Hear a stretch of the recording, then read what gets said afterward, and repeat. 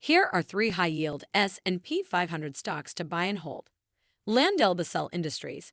Its largest shareholder is the world's 35th wealthiest person for a reason. Simon Property Group. Residential real estate will bring changes to its mall footprints. Best Buy.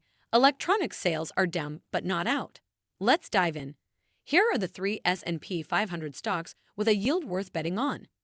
Welcome to Timely Investment Research. According to Finviz.com, if you're looking for high-yield S&P 500 stocks, energy companies such as Pioneer Natural Resources at 10.75% and Devon Energy at 8.63% are the best of the best. Energy stocks have lost their momentum in 2023, the worst-performing S&P 500 sector year-to-date, down 4.1% through July 21st. So it's unsurprising that energy stocks have some of the highest yields right now. I'm tasked with recommending three stocks from the index with a dividend yield worth betting on. I'll exclude energy stocks from my 503 possible choices to make things interesting. The average S&P 500 yield as of July 21st was 1.5%. There are approximately 261, yielding more than that. I'll select one from three different sectors. To add to the entry, the stocks selected must be up at least 10% on the year, providing a more difficult task than just picking three stocks with a higher yield. Number 1. LyondellBasell Industries.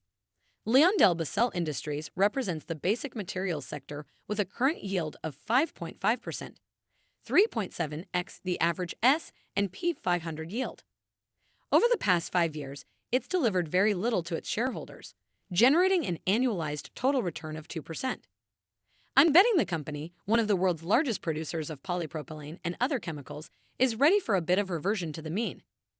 It can't possibly continue this streak of poor performance in the markets, especially since its largest shareholder is Access Industries, the private holding company of Ukrainian-American billionaire Len Blavatnik. He doesn't seem to make too many mistakes. That's why I recently said Access is one of three dream initial public offerings I'd love to see. Of course, when you are the 35th wealthiest person in the world, you can afford to be patient.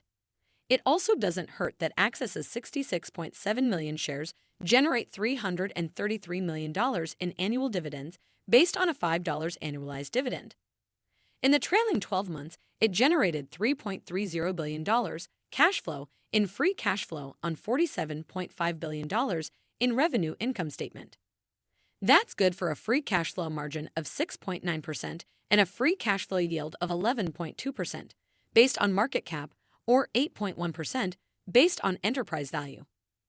Either way, LyondellBasell Industries stock is cheaper than it's been in the past decade, making it an excellent value play for patient investors. Number 2. Simon Property Group. Simon Property Group's current yield is 5.9% based on an annualized rate of $7.40. America's largest mall operator remains in a funk. Its shares, while up nearly 20% in the past 52 weeks, are down 26% over the past 5 years, despite the fact much of retail is doing just fine in 2023. Furthermore, the demise of the mall has provided the Real Estate Investment Trust an opportunity to redevelop some of its malls into alternative uses for its massive real estate footprint. For example, the REIT announced on May 31st that it broke ground on a Residence Inn by Marriott at its Northgate Station Mall in Seattle. We're excited to work with Marriott to bring the Residence Inn brand as the next phase of the transformational development. Once complete in 2025, the new hotel will be an amenity to the community, Kraken Community Iceplex, and Northgate Station, said Patrick Peterman, Senior Vice President of Development and Mixed Use, Simon.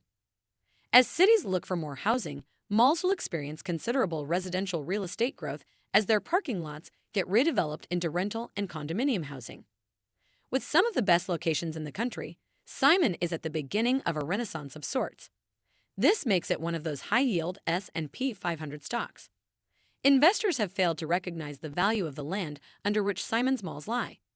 Simon Property Group is also a value play. Number 3. Best Buy. Best Buy last increased its dividend with the April 2023 payment. It now pays 92 cents a share, up 4.5% from 88 cents previously. The annualized rate of $3.68 yields a healthy 4.3%. The electronics retailer's CEO, Corey Barry, took over from Hubert Joly in June 2019. Barry had the unenviable task of following one of America's best turnaround artists. However, she had been with Best Buy since 1999, through the good and bad, so she would be prepared for the events brought on by COVID-19 and post-pandemic. The company is experiencing a slowdown in sales. Still, it's one of those high-yield S&P 500 stocks. On May 25th, Best Buy reported an 11% decline in revenue to $9.47 billion, with a 10.1% decline in same-store sales.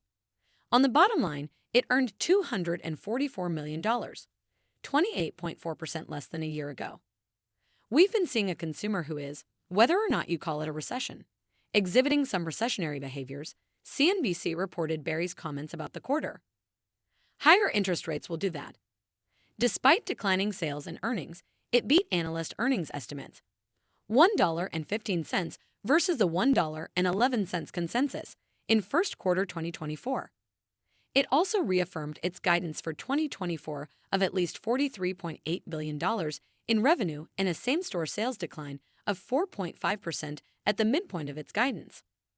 While I wouldn't say anything from a valuation perspective stands out as being exceptionally cheap, it will be incredibly undervalued if, as Barry suggests, we are at the bottom for the decline in tech demand. Thanks for spending some time with us today, Timely Investment Research. We're so glad you did. If you found value in today's video, please give us a like, hit that bell icon to never miss an upload, and hey, don't forget to subscribe.